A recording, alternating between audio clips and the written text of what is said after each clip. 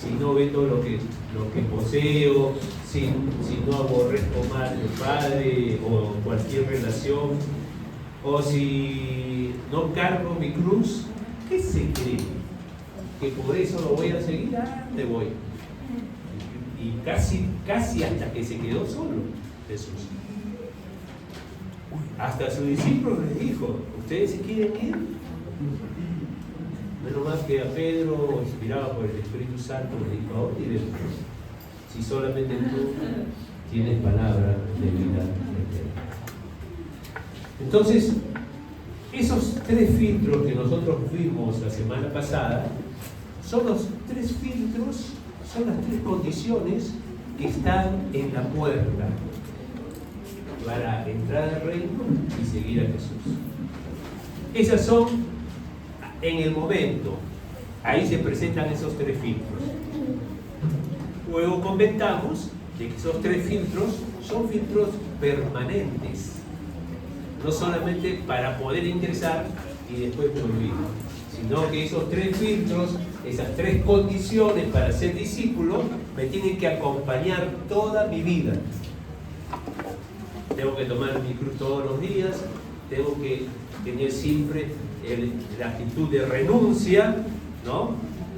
La actitud de amar a Dios por sobre todas las cosas, sobre todas, por relaciones humanas, padre, madre, hijo, hermano, hasta mi propia vida, ¿no? Entonces están esas condiciones, son permanentes. Luego hay 3 condiciones, hay otras condiciones que se van en el camino, van a ir apareciendo.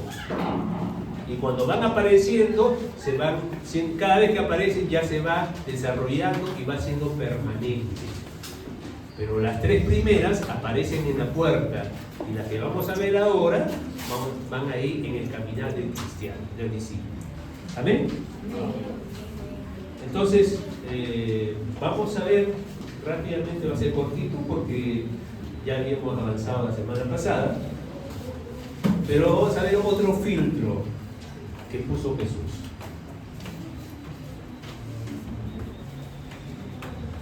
Dice Juan 8:31. Juan 8:31.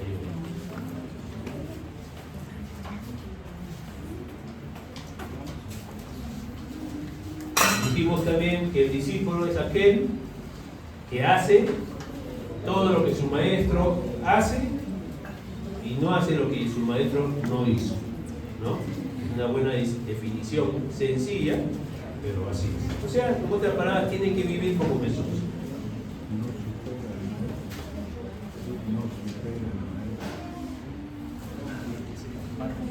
Tenemos que llegar a la estatura de Cristo Jesús. ¿Ah? Juan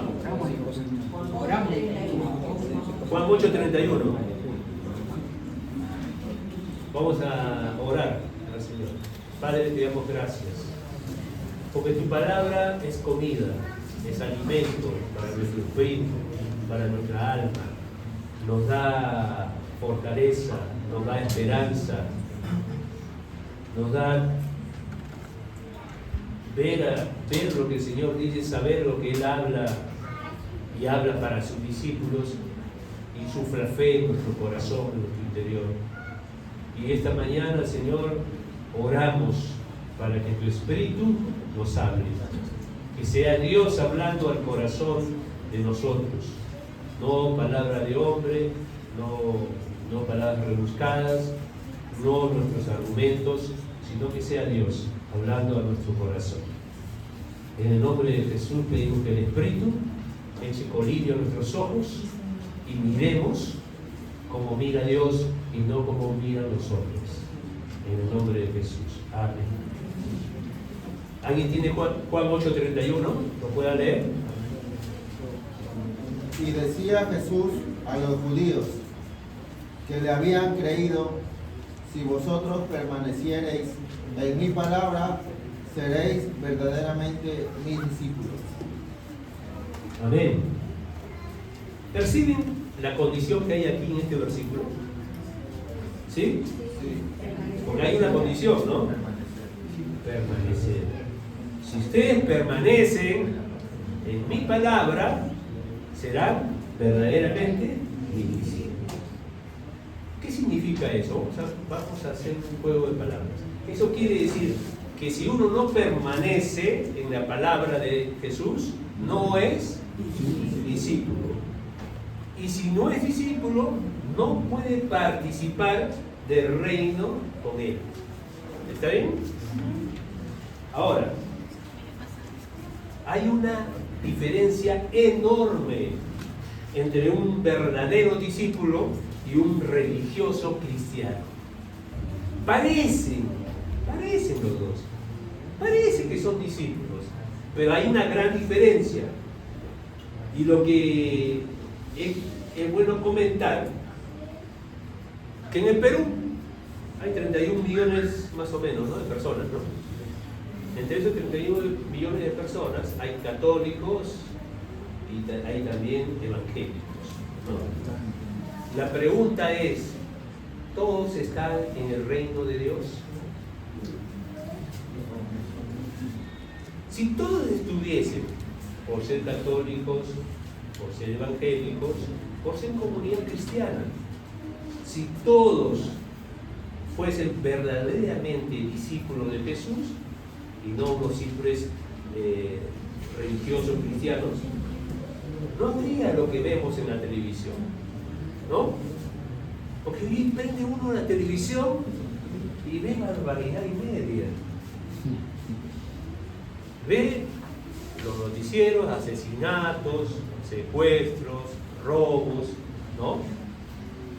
Ve uno la televisión en algún programa ahí y ven que ya están en el segundo matrimonio, ya están en el tercer matrimonio. Pero, ¿qué más vemos? Vemos la homosexualidad, vemos el lesbianismo y vemos como cosas normales. Vemos jóvenes solteros teniendo vida íntima y es normal. Pero si todos esos católicos, si todos esos evangélicos y todos los de comunidad cristiana fuesen verdaderamente discípulos, no veríamos eso, no veríamos corrupción.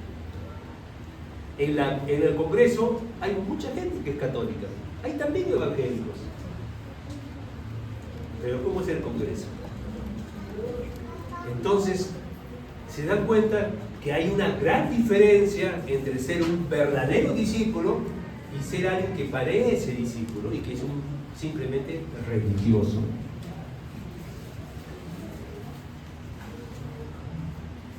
Porque el discípulo es sal y luz, ¿no es cierto? Y entonces, si los discípulos, si los católicos, los denominacionales y los de comunidad cristiana fuesen esa sal, el resultado que daría de poder estar en este mundo sería mucho más grande.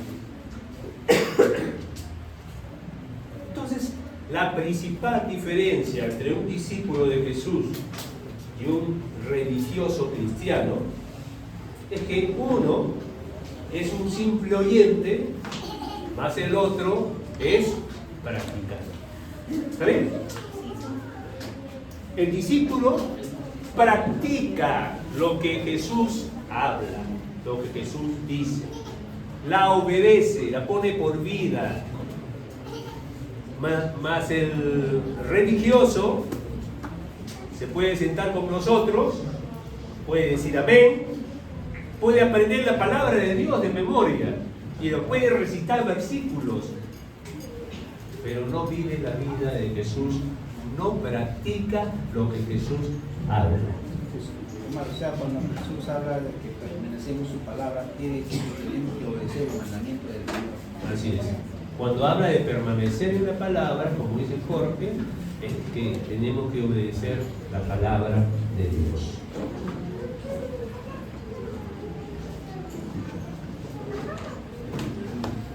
El religioso oye y hasta a veces enseña, ¿no? Los fariseos enseñaban, pero no practicaban, no vivían, ¿no?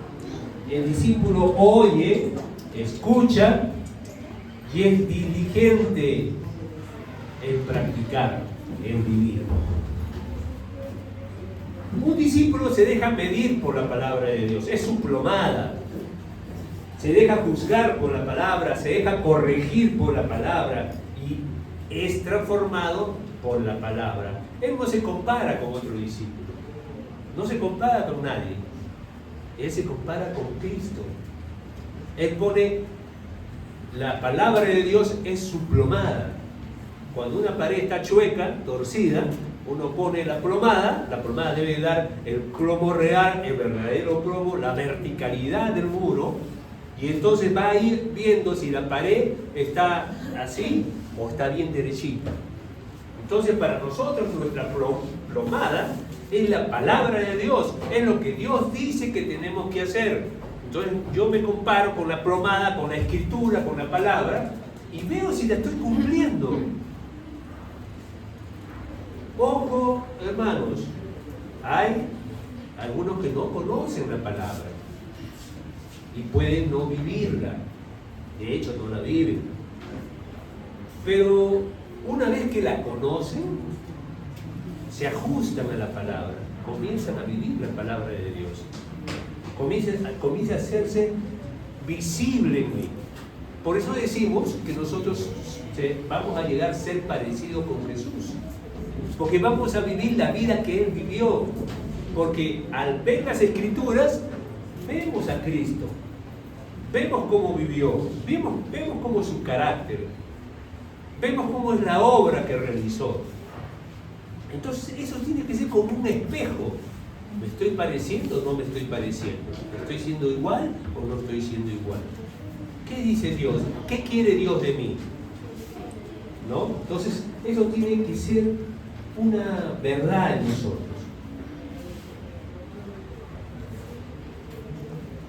Cada año que pase, o cada mes o cada día que pase, yo tengo que ser semejante a Jesús.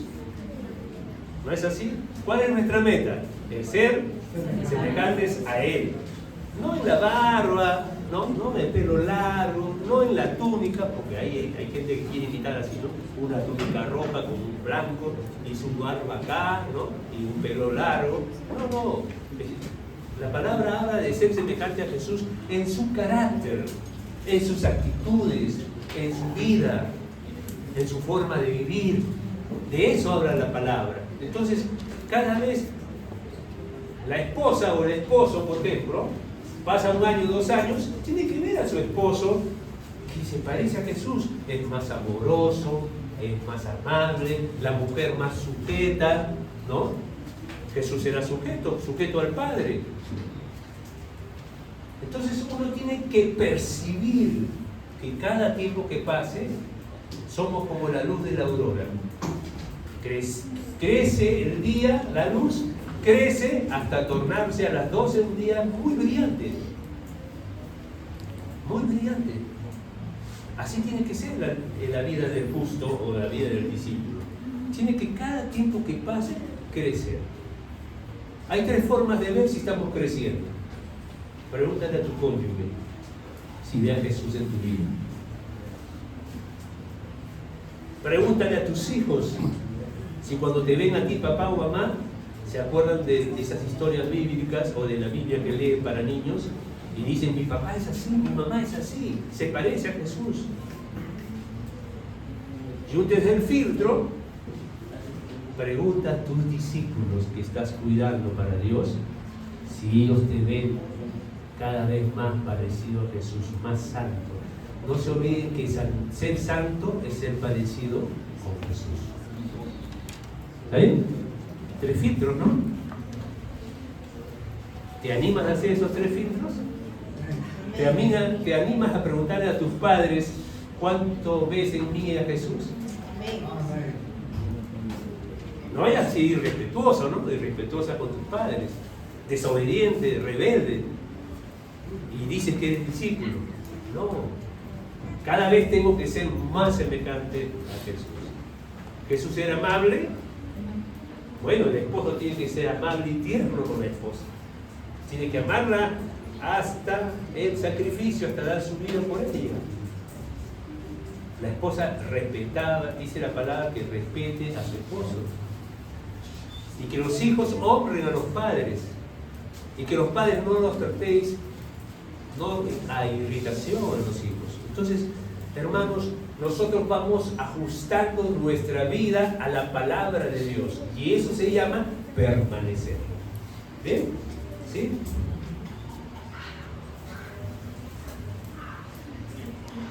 Un discípulo no está conforme. Él año a año está buscando ser como Jesús. Hermanos, yo no sé si tú lo haces, yo lo estoy haciendo, y se lo compartí a mi esposa.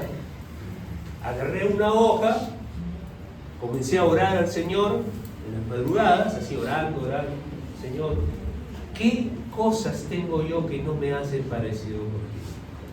Ahí puse, te falta ser más amable, eres muy seco, eres muy pesimista, te falta más fe, eres muy chacotero, te gusta hacer muchas bromas, y entonces se pierde la seriedad.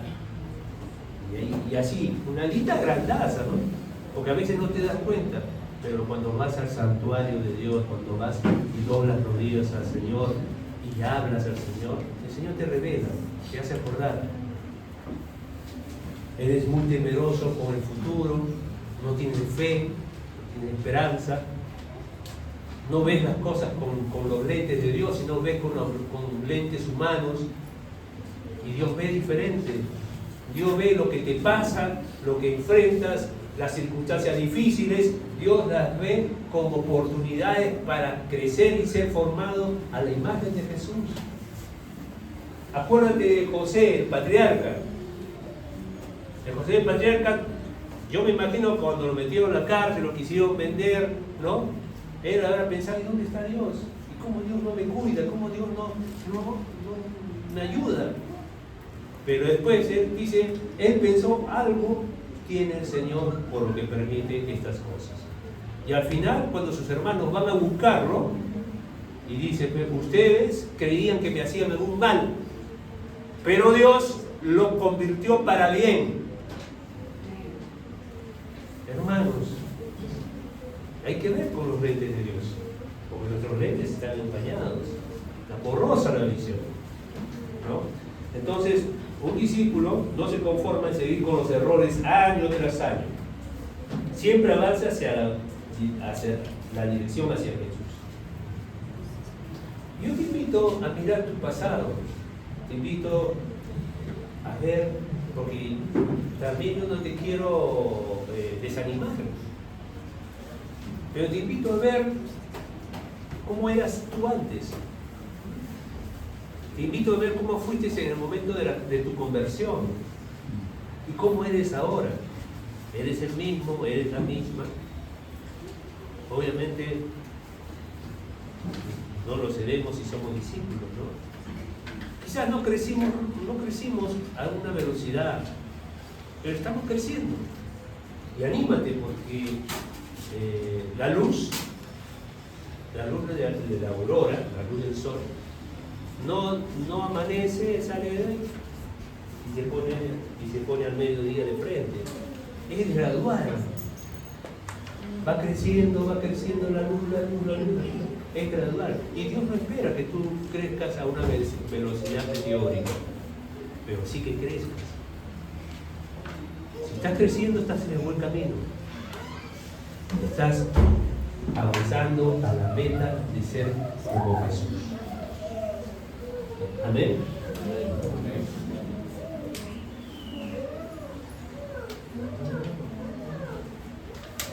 Si te acompañan debilidades, si te acompañan flaquezas en tu vida, ¿no? Hay que orar al Señor.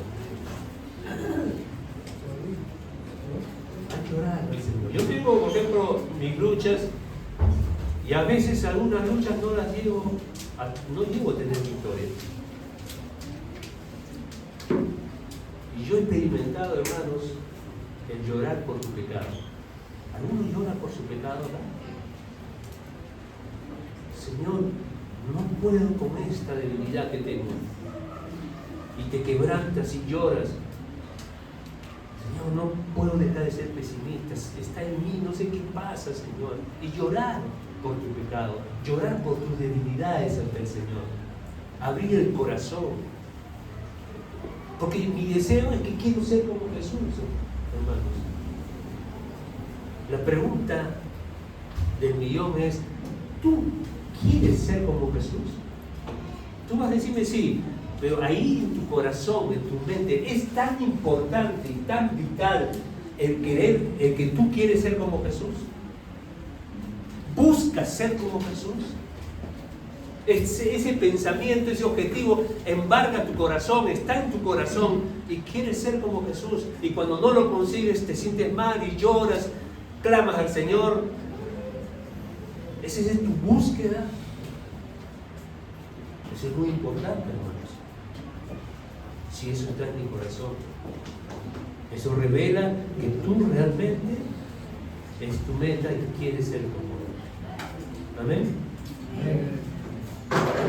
Entonces, el permanecer en la palabra significa que estaremos guardando la palabra y viviendo, porque Jesús también nos dijo, si no guardamos su palabra, no vamos a ser sus discípulos.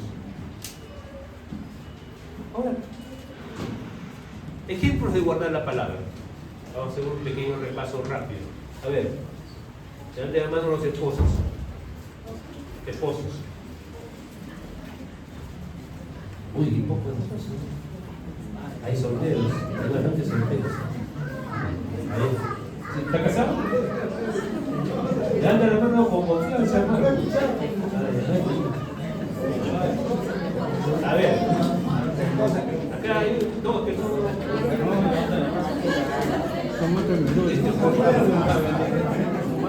Vale, igual de sí, ¿no? Ahora. A ver, esposos, miren lo que la palabra habla para nuestras vidas. Yo soy esposo de Dios. Habla lo que tenemos que hoy vivir como esposos.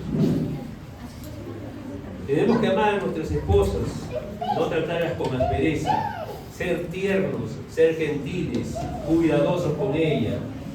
No debemos ser egoístas con ellas.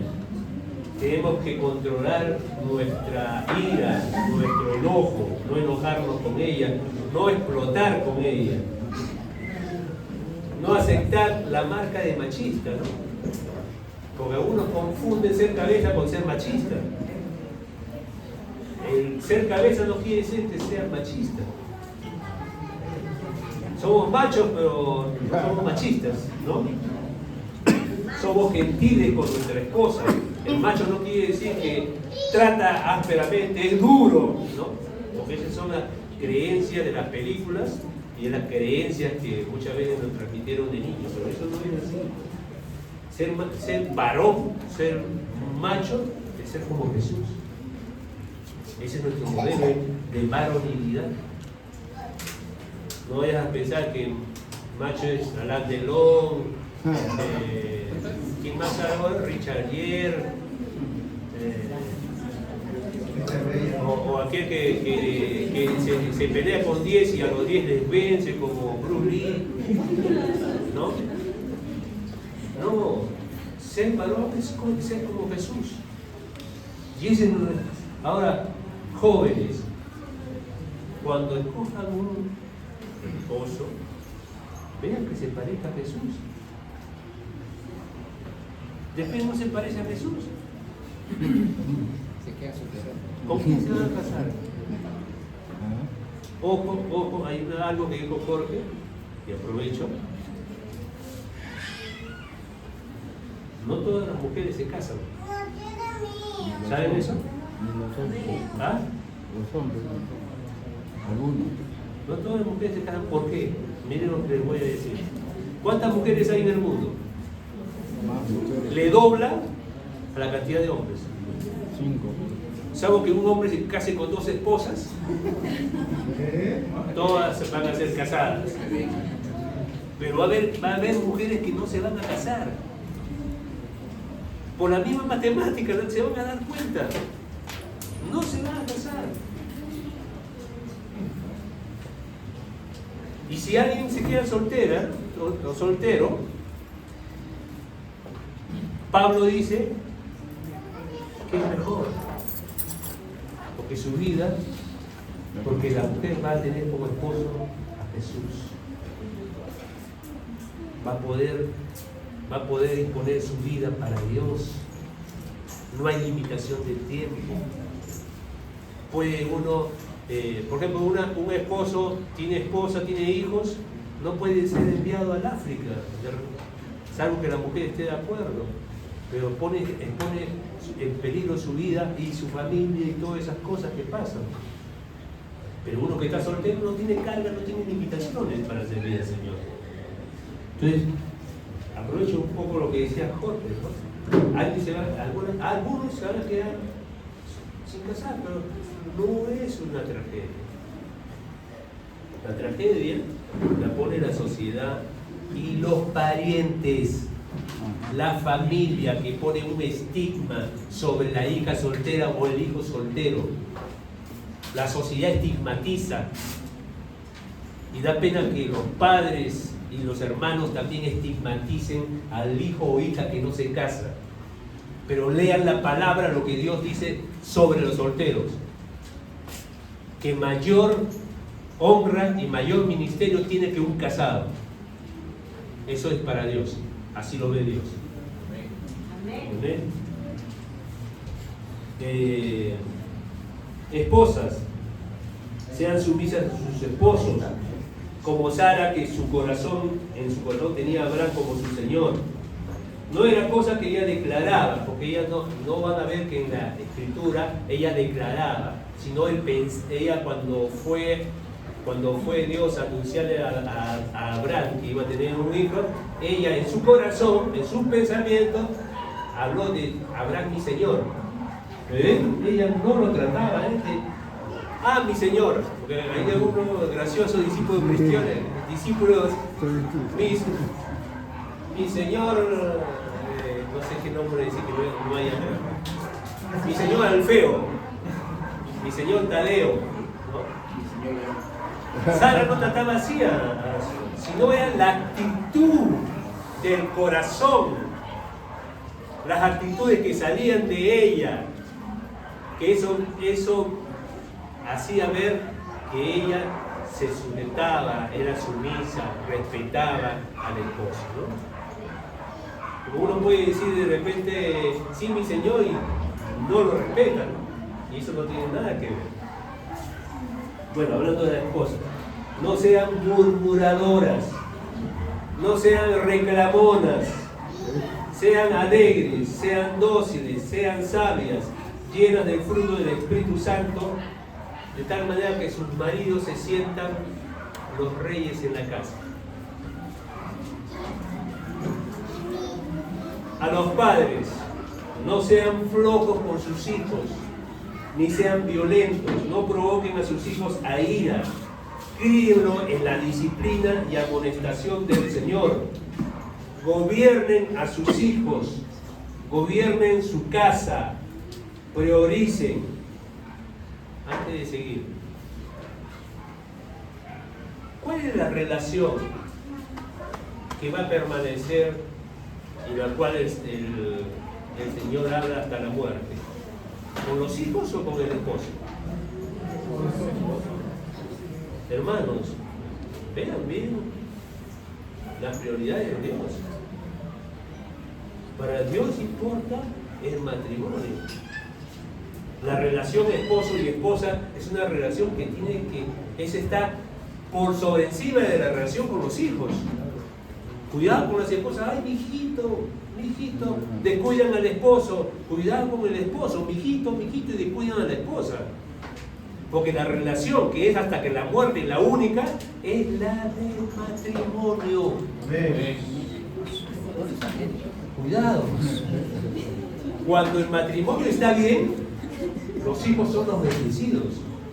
Cuando el matrimonio se maneja dentro de los roles que Dios le dio, los hijos son bendecidos. Hay mucha ahí mucha bendición espiritual que Dios, cuando uno cumple la palabra de Dios, los mandamientos de Dios, la familia es bendecida. Es muy importante eso. Por eso, hermanas solteras, hermanos solteros, cuando se casen, hablen bastante con los solteros. Hay tantos temas que traen conflictos en matrimonio. ¿Cómo va a ser la instrucción en casa con nuestros hijos? No tienen hijos, pero ya están conversando. Porque no vaya a ser que venga el hijo y la mamá quiere que se instruya de una manera, el papá quiere otra instrucción diferente. La mamá quiere que sea profesional, el hijo no, quiere que sea técnico. Y se comienzan a discutir, comienzan a pelear. La mamá quiere que sea en un colegio de paga, el padre no, quiere una nacional. Y si eso no se conversa antes de casarse, trae problemas en el matrimonio. Hermanos, todo se tiene que conversar antes de casar, para que cuando te cases, los dos hayan conversado y no haya problemas después de ponerse de acuerdo. ¿Se entiende? ¿Sí? Una más, ¿no? Porque ya hemos hablado de estas cosas. Bueno, los padres dijimos que gobiernen a sus hijos, prioricen e instruyan, dediquen tiempo de calidad. Tiempo es, ¿amas a tu hijo, a tu hija? Dedícales tiempo de calidad. Yo sé que tenemos ahora tiempos muy tiranos, hay competencia muy fuerte, hay que trabajar más. Pero los pocos tiempos que tengas, ten tiempo de calidad con tus hijos. No lo dediques a ver televisión, a ver el streaming, a ver los campeonatos de fútbol. Esos pocos tiempos, que sean tiempos de calidad, de formación con los hijos. Si yo no tengo un vínculo con mi hijo, y el vínculo viene por la relación que tengo con el hijo, no darle sus caprichos, no estoy diciendo eso. La relación, el poder abrir el corazón, el poder que el hijo abra el corazón contigo, conocer lo que hay en su corazón, para yo poder ayudar. Yo tengo que ser ejemplo con mis hijos para que ellos sigan mis pisadas. Si yo no soy ejemplo en casa, si no respeto a mi esposa, mi hijo le va a faltar el respeto también a ella cuando crezca. Somos influencia en casa. Bueno, a veces curso para padres.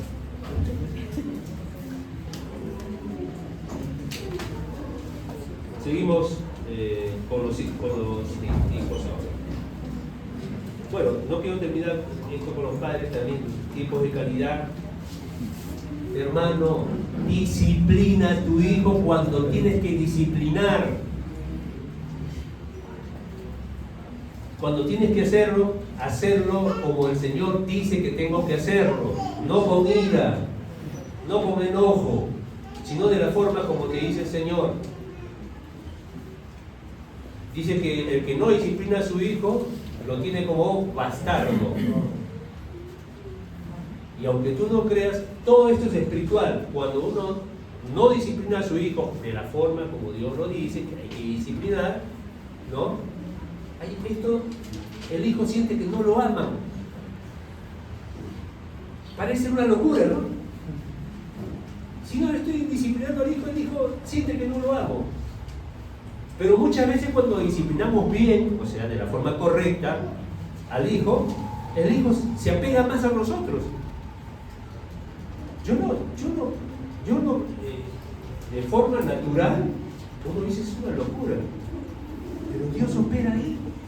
Cuando obedecemos un principio de Dios, Dios opera. Dios hace su voluntad. Desatamos las manos de Dios para hacer lo que Él quiere hacer. Por eso es muy importante, hermano, los principios. Hay que estar tiempo con Él y hay que cumplir la palabra de Cristo como discípulo de Cristo. Que tú le dices que eres a tu hijo. Yo no digo, yo soy un discípulo de Jesús y mi vida o dice lo contrario? Si soy un discípulo de Jesús y se lo digo a mi hijo, le muestro que soy un discípulo de Jesús, tiene que ser mi vida coherente con lo que estoy diciendo, porque si no estoy creando rebeldía en los hijos. Después no me pregunten por qué es rebelde mi hijo. Es por eso. Porque los hijos no aguantan la hipocresía, no soportan. Por eso nosotros tenemos que ser discípulos íntegros. Hijos, ¿cuántos somos hijos acá? Todos somos hijos. Pero hablo de los jóvenes que están ahorita en ese papel más fuerte. No formen parte de esta generación perversa que está acá.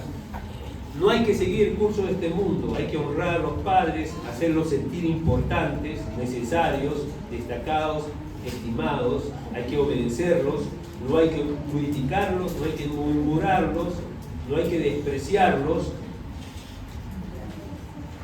porque es un mandamiento con promesa también, ¿no? Hermanos, jóvenes, podemos tener padres injustos, padres tiranos, padres que son iracundos. Dios no te pide que admires a tu padre, que te quedes admirado, que lo admires. Dios quiere que lo respetes, que lo honres la autoridad como padre que es delegada. Pero no te está pidiendo que lo admires.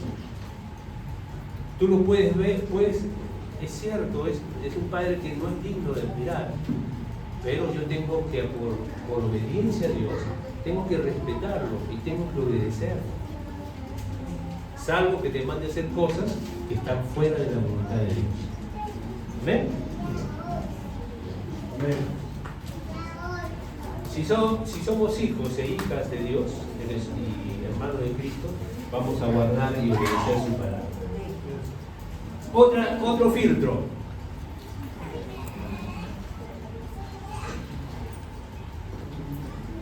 Juan 13, 34 y 35.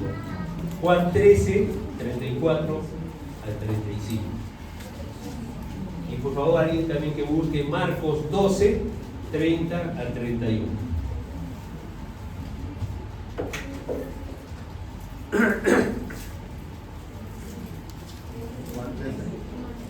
Juan 13, 34 y 35.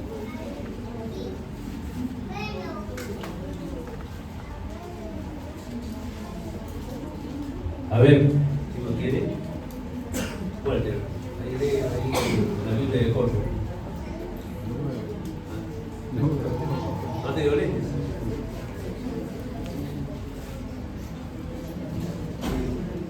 Un mandamiento nuevo os doy, que os améis unos a otros como os he amado, que también os améis los unos a los otros.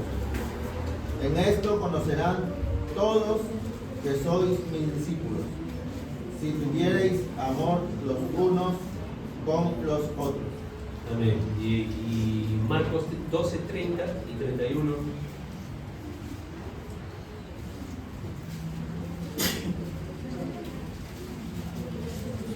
Marcos 12, 30 y 31. Y amarás al Señor tu Dios con todo tu corazón y con toda tu alma, y con toda tu mente y con todas tus fuerzas. Este es el principal mandamiento. Y el segundo es semejante: amarás a tu prójimo como a ti mismo. No hay otro mandamiento mayor que este. ¿Quién dijo esto? Jesús, ¿no es cierto? Fue Jesús el que habla, ¿no? Y es tan importante, hermanos amados, hacer una seria revisión de nuestro trato con nuestros hermanos. Hay que ver, orar, en oración, orar, ¿no? Estoy bien con mis hermanos. De repente tengo alguna diferencia. ¿Qué hay? Porque la medida que Jesús nos da es que debemos amar a cada uno de nuestros hermanos como Jesús nos amó. ¿Está bien? ¿Dice eso o no? Améis unos a otros como yo os he amado. Mira, hermano, la valla que te puso Jesús. Amas a tu hermano, a ese discípulo que a veces tiene ahí por ahí una diferencia, o con tu coyuntura, que tienes una pequeña diferencia. ¿Lo amas como a Jesús? ¿Es tu actitud como si estuviera Jesús? Porque acá dice, ¿no? Que amemos como Jesús nos amó a nuestros hermanos.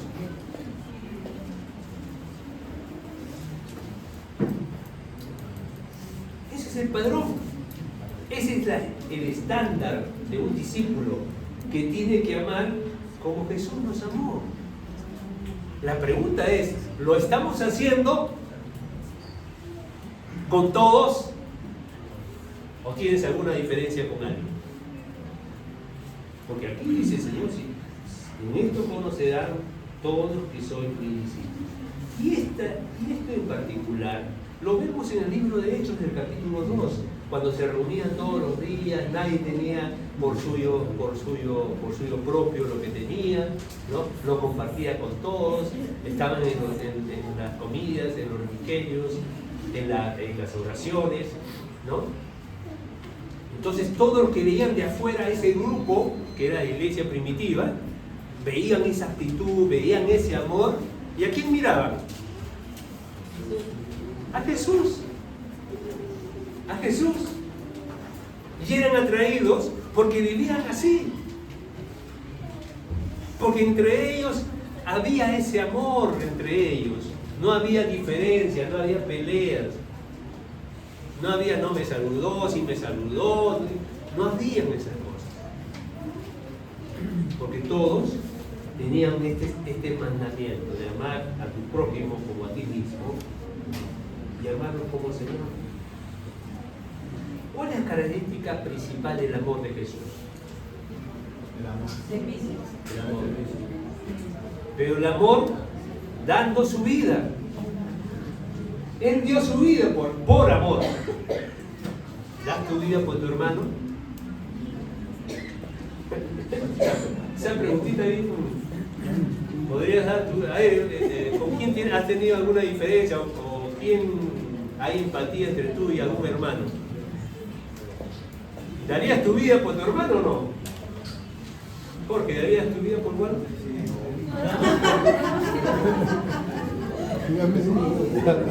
Pero hermanos, eso es lo que dice la palabra. Tenemos que ser como Jesús, tenemos que llegar a ese nivel de amor, dispuestos a dar la vida por nuestros hermanos. Estamos en un proceso. Estamos en un proceso, pero tenemos que llegar a ese nivel, acercarnos a ese nivel.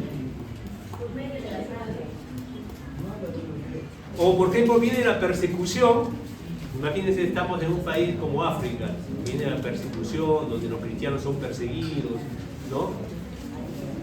Y agarran a Walter y a Walter le dice, Walter, si no nos dices el nombre de tus hermanos, te vamos a fusilar. Y de repente Walter, de repente tiene amor, no tiene amor. Si no tiene amor, ahí está la lista, dice. Ahí está la lista. ¿Estarías dispuesto a dar tu vida? Porque dar tu vida es que no voy a decir nada, no lo voy a decir, estoy dispuesto a dar la vida. Miren que eso no sucede acá, pero llegará un día que la iglesia va a ser perseguida y ahí nos van a perseguir, y ahí cuando nos juntemos en la iglesia subterránea, ahí nos van a cazar a uno, y a ese uno de repente lo van a torturar para que hable y delate a sus hermanos. Pero no hemos llegado a eso. Pero de todas maneras, darías tu vida. Hay esa actitud en ti. No es que te está pidiendo ahorita dar tu vida, sino si fuera el caso, darías tu vida por tu hermano. Puede ser. Sí, sí. Dar la vida también se me ocurre que es dar tu tiempo. Claro, La claro. vida en tiempo. Entonces, dedicarle tiempo a tu hermano para visitarlo, para llamar, para servirle, para Así es. estar en el momento que lo necesita, ¿no? Exactamente. Pero la actitud, ¿no? Porque esas son las formas que se van a manifestar el amor, pero la actitud. Si llegara el caso, daría mi vida por él. Le donaría un riñón, por decir, para que viva. No, dice la palabra. Pero hermanos, es eso lo que dice la Escritura. No lo estoy diciendo yo. Jesús nos amó hasta la muerte. Queremos ser como Jesús. Si el Señor, si se da el caso en algún momento, Dios que no se dé, ¿no? Pero si se da el caso, tendremos que ser confrontados con lo que Jesús hizo con nosotros. ¿Amén? Amén. Entonces la principal característica de un discípulo es el amor. Gálatas 5:14. 5 minutos, 10 minutos y terminamos. Gálatas 5:14, lo voy a leer. Porque toda la ley en esta sola palabra se cumple. Amarás a tu prójimo como a ti mismo. La disposición, hermanos, es dar nuestra vida por la de los hermanos. Y eso no puede pasar de ser una cosa teórica, ¿no? Tomemos la palabra de Dios y midamos nuestra vida con ella, que ella sea nuestra formada. Estamos dispuestos a perder todo por Cristo, pero también por los hermanos.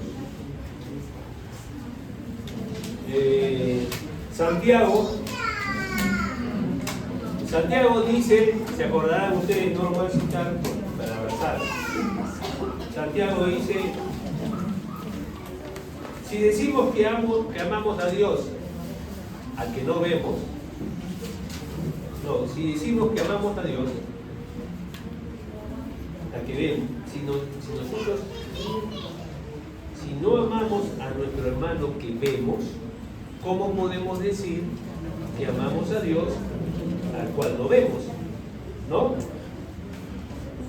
Entonces, hermanos, este versículo que hemos leído, este filtro, es una forma práctica de mostrar tu amor a Dios y a Cristo. Y esa forma práctica es amando a los hermanos. El que tuvo sed, tuvo hambre, a que me vio desnudo, no. El que me vistió, me dio de comer, a mí mismo me lo hizo. Otra cosa, otra forma de amar a los hermanos es no hables mal de los hermanos, no los critiques, no los deshonres, no chismees. Es una forma de hablar bien de los hermanos, de amarlos, ¿no?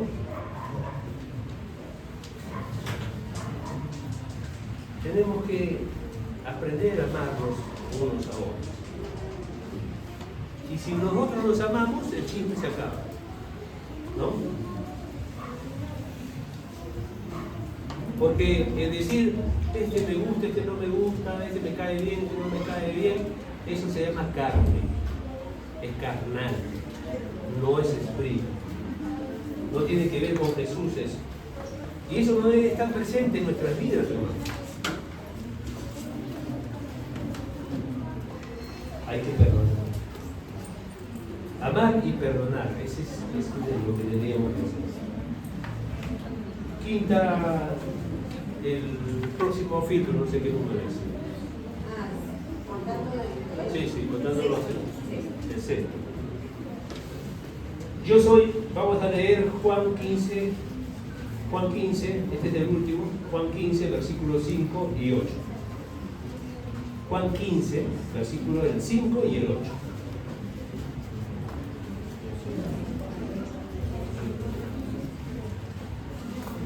Lo leo para que nos entretengamos. Yo soy la vid, vosotros los pámpanos. El que permanece en mí y yo en él, este lleva mucho fruto, porque separados de mí, nada podéis hacer. Y el 8 dice, en esto es glorificado mi Padre, en que llevéis mucho fruto, y vuestro fruto, y así seáis mis discípulos. El quinto filtro es que tenemos que dar fruto, o el sexto filtro es que tenemos que dar fruto para Dios. Jesús coloca una condición: seréis mis discípulos. Entonces, ¿qué pasa si no doy fruto? ¿Cuál sería antónimo, ¿no? O sea, la expresión contraria? Si no doy fruto para Jesús, no soy discípulo. Hermanos, si yo tengo una vida, si yo soy una planta, si yo fuese una planta y hay vida dentro de mí, lo normal es que yo dé fruto, ¿o no? ¿Debería dar fruto o no? Si tengo la savia que lleva el alimento, el ADN del fruto, todas esas cosas que lleva, los nutrientes, la savia que viene por mí, naturalmente tengo que dar fruto. Y si yo tengo la vida de Cristo en mí, si tengo el Espíritu Santo, tengo la vida de Cristo fluyendo dentro de mí, Jesús vive dentro de mí, es como la planta que tiene las savias. Yo tengo que también dar fruto porque estoy vivo y todo ser vivo tiene que dar fruto. ¿Está bien? Porque todo lo que tiene vida crece y se multiplica. Si tenemos la vida de Cristo, no hay forma de que no multipliquemos porque es algo natural. Miren, la vid y los pámpanos, ¿no? Está el tronquito más gruesito y después lleva las ramitas que son los pámpanos, ¿no? El pámpano no tiene que hacer nada. El pámpano no se esfuerza, voy a dar fruto, voy a dar fruto. No se esfuerza. El pámpano lo único que hace es dejar que fluya la savia por dentro de él. Y esa savia que fluye por dentro de la rama, esa savia es la que da fruto, pero de forma natural. Si la vida de Cristo está en ti, si Cristo se manifiesta en ti, lo normal y natural es que des fruto. ¿Amén? Amén. Por eso que Jesús toma este ejemplo de la vid y los pámpanos. Porque si nosotros tenemos la vida de Dios, si tenemos la palabra de Dios, si estamos siendo edificados, si estamos orando, si estamos nosotros teniendo comunión con el cuerpo de Cristo, lo normal sería que demos fruto. ¿Y cuál es el fruto que espera Dios que produzca? Para que seamos reconocidos como discípulos. Ojo, algunos estudiosos confunden el fruto del Espíritu con el fruto que debemos. No te olvides que el fruto del Espíritu no te pertenece a ti, es del Espíritu. El Espíritu que mora en nosotros es el fruto que da, no me pertenece. Pero acá Jesús no está diciendo ese fruto porque es algo que yo como discípulo tengo que hacer. ¿Está bien? Es algo que yo tengo que hacer. Porque el fruto del Espíritu se manifiesta, el Espíritu Santo se debe manifestar. Si le damos lugar y espacio, se va a manifestar amor, paz, gozo, paciencia. Todo lo que ustedes conocen, eso se debe manifestar de forma natural. Pero lo que nos está diciendo aquí es que nosotros tenemos que dar para Jesús fruto. ¿Ustedes se acuerdan de la parábola de los talentos? ¿Sí? Que está en Mateo 25, 14. Es una parábola muy conocida. Y con eso Jesús intenta enseñar algo. Y ahí dice que un señor distribuyó entre sus siervos talentos. A uno le dio un talento, a otro le dio 2 talentos y a otro 5 talentos, conforme a la capacidad que tenía cada uno. Y nosotros sabemos el resultado. Aquellos siervos que se aplicaban en la responsabilidad de su Señor fueron alabados por el Señor. Estos siervos, los que dieron fruto, rédito a lo que Dios les dio, ¿no? Aquel recurso fue como una inversión de su Señor y lo trataron como tal. Y toda inversión, toda inversión, si tú inviertes algo, ¿qué esperas? Un retorno. Y si que Dios no es diferente, Dios dio talentos, Él espera un retorno.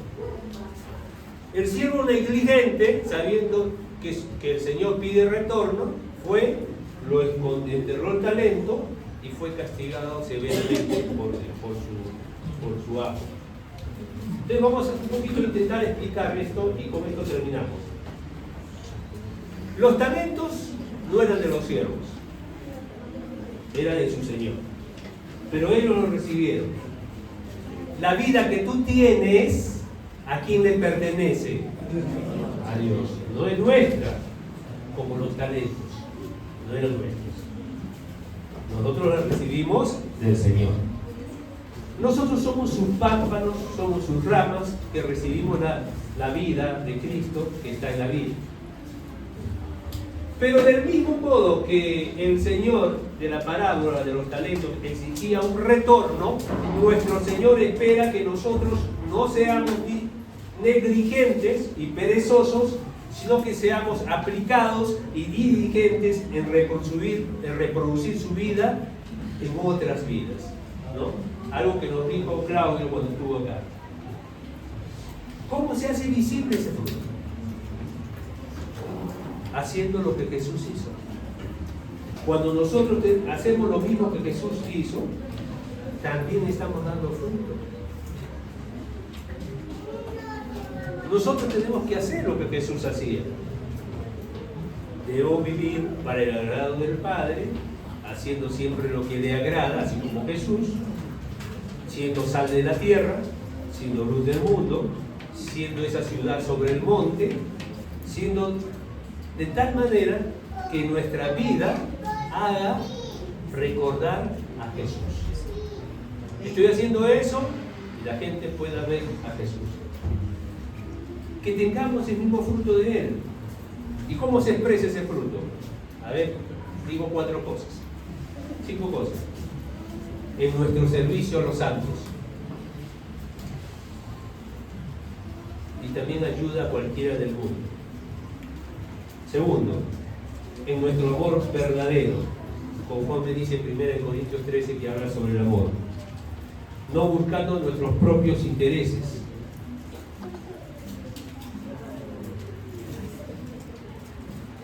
Edificando a nuestros hermanos. El discipulado es una cosa. Edificando a los hermanos. Transmitiendo la vida de Jesús. Yo le voy a transmitir lo que es de Cristo a los discípulos, a los que cuido. Siendo hospitalarios y llevando muchas vidas al reino de Dios. En otras palabras, dar fruto es transformar la vida de Cristo en nosotros en un resultado que se pueda notar, que se pueda percibir.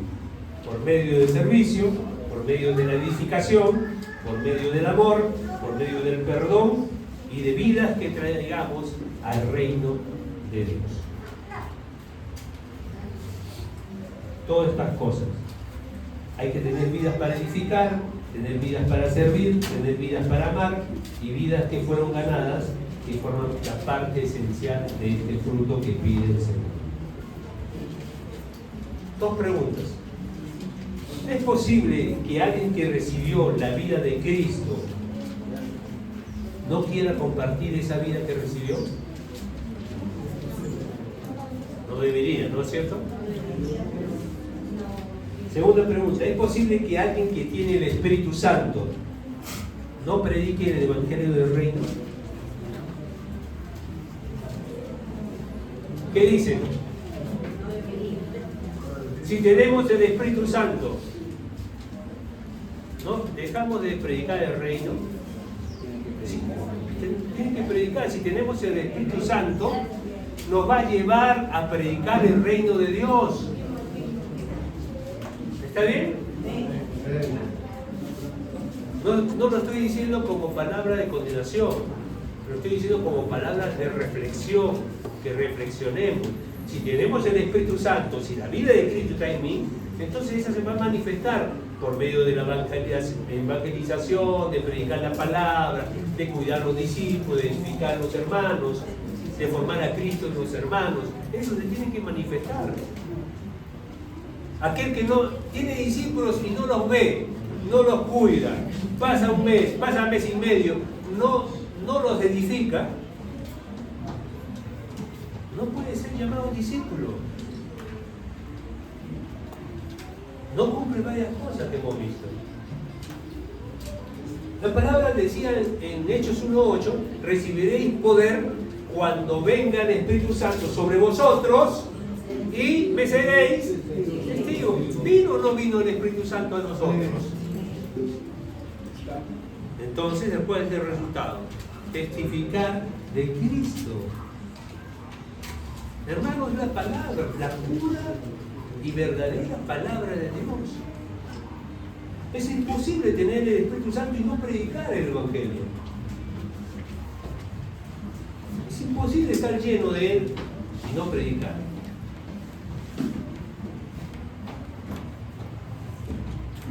¿Qué dice Jesús? Y hermanos, no nos podemos avergonzar, porque dice Jesús, aquel que se avergüence de Él se avergonzará de nosotros. Hermanos, es serio. Es serio esto. Entonces meditemos en estos versículos.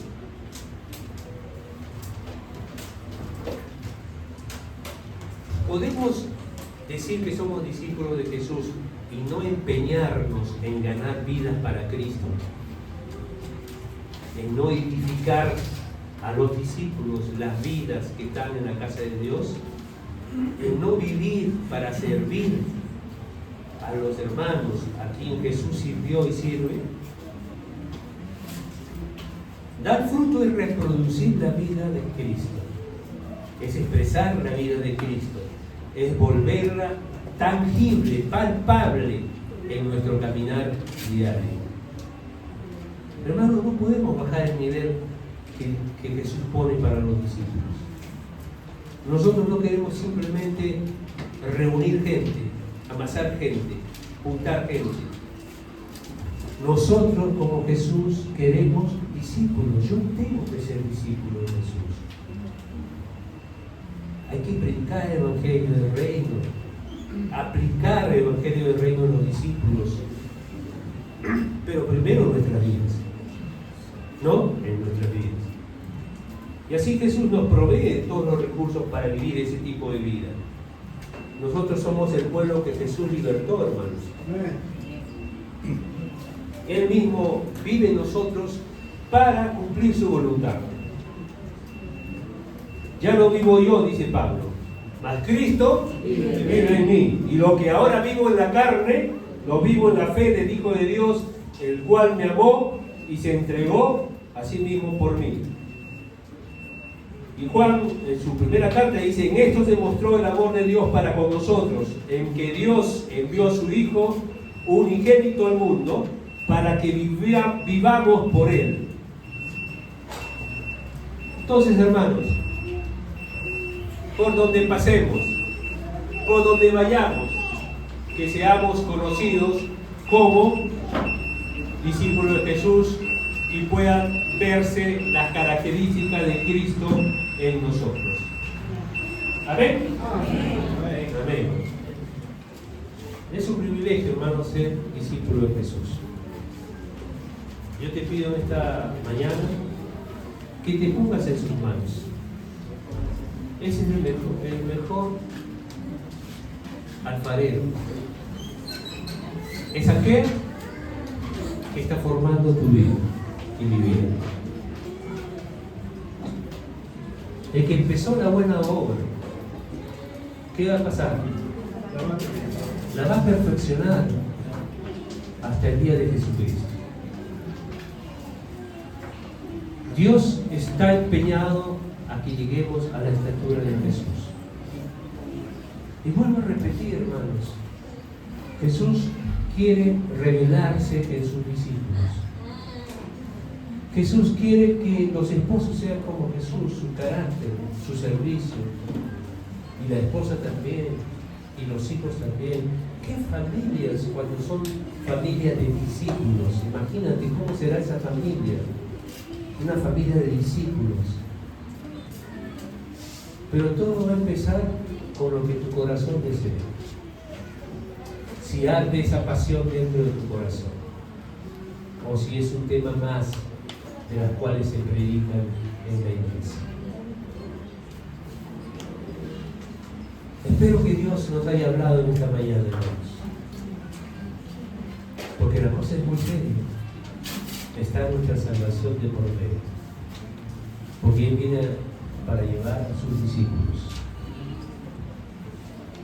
no a religiosos, no a asistentes, no a adeptos, no a creyentes, no a simpatizantes, sino a discípulos. Y Él va a extender su reino, y este reino va a ser establecido en la tierra por medio de sus discípulos. ¿Vamos a orar, hermanos?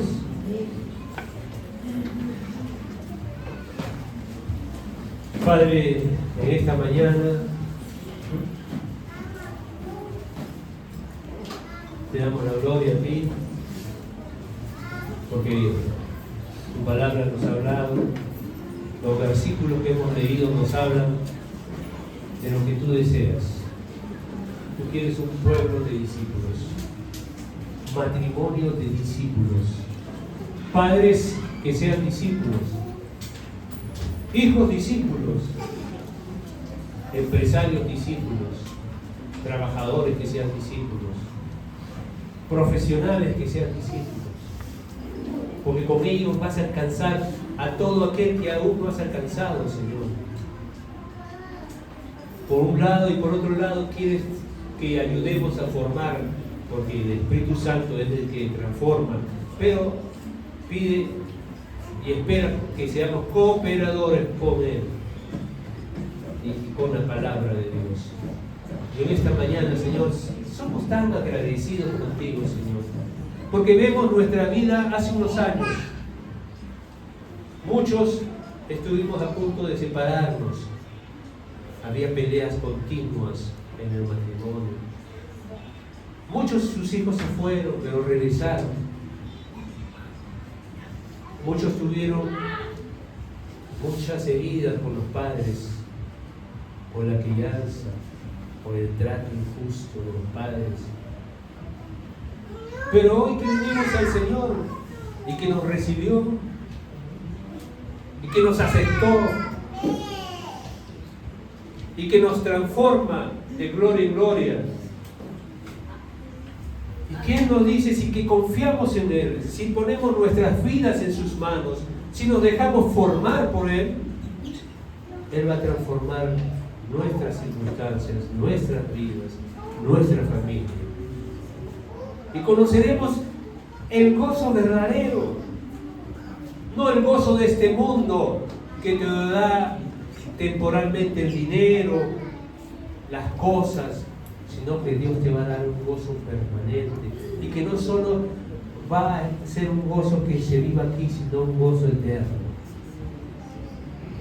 Hermanos, no mires a los incrédulos, no tengas envidia de los impíos que prosperan, viven de espaldas a Dios y prosperan y parece que no se preocuparan por nada, mientras que tú obedeces al Señor, te empeñas en ser santo. No seas como Asaf, que dice, ¿de qué vale ser santo? Como dice en el Salmo 7:3. Pero Dios le muestra, anda a los pies del Señor, entra en su santuario y Dios te va a revelar el fin de los impíos, el fin de ellos. Hermanos, Dios está formando un pueblo, Dios está formando tu familia y Dios va a ser glorificado por medio de su pueblo, porque Él lo prometió y Él lo hará, porque el Espíritu Santo está en nosotros como sello de esa promesa que Él ha hecho. Él lo hará y no lo cumplirá. Claro que no, lo va a cumplir. Señor, te damos gracias esta mañana, te damos gracias y pedimos que tu Espíritu, Señor, tome la palabra de Dios que hemos leído y las imprime en nuestros corazones. Y que todos los que estén aquí, Señor, con dudas, quítale las dudas. Que vean realmente a ti y que tomen una decisión de ser discípulos tuyos. Señor, tu bendición para con nosotros, para que nosotros seamos ese pueblo. En el nombre de Jesús. Amén.